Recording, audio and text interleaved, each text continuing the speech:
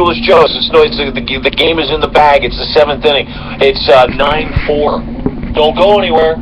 Don't leave. Because it's the same story. It's going to write itself again until you do something. You know what the Red Sox used to do when were up 7-0? What's that? Eat beer and drink. Yeah, eat fried chicken and beer in the clubhouse. Can't do that on the Blue Jays. They'd go in there.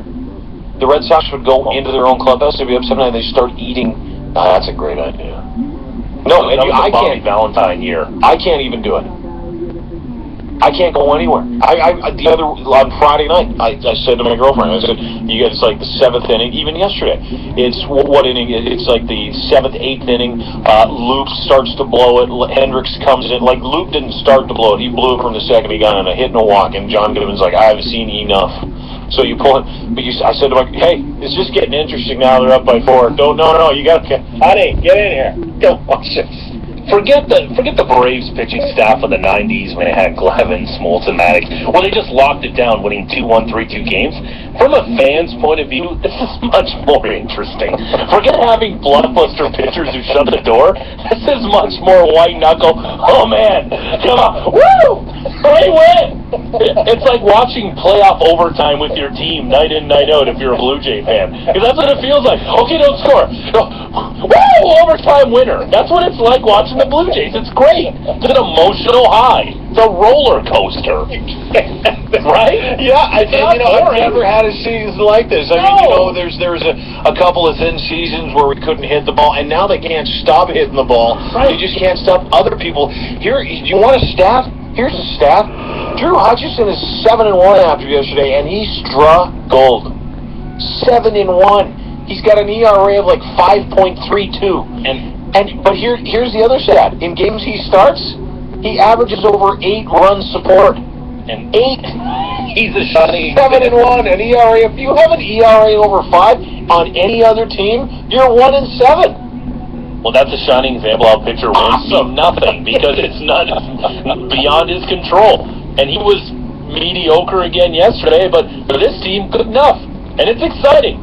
You hit dingers on offense, you bite your nails when they're on defense. Do you know how many games I watched this weekend? Like, did anybody watch a game with their hands, like, on their head like this, going,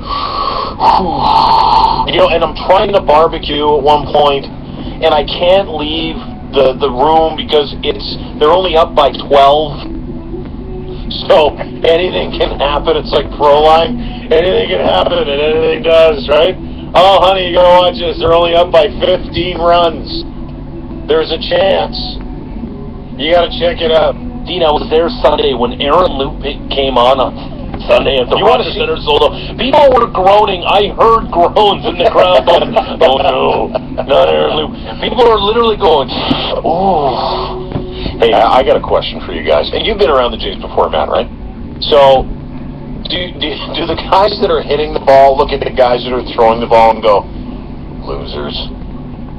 Are they not sick of it at some point? Are they not getting a little bit frustrated, putting up 9, 8, 9, 10 runs a night and still losing? I think you'd be frustrated. You would look at that bullpen and say, you know, if Pete Rose played for the Blue Jays, he'd be betting against his own team. Big time. Every night.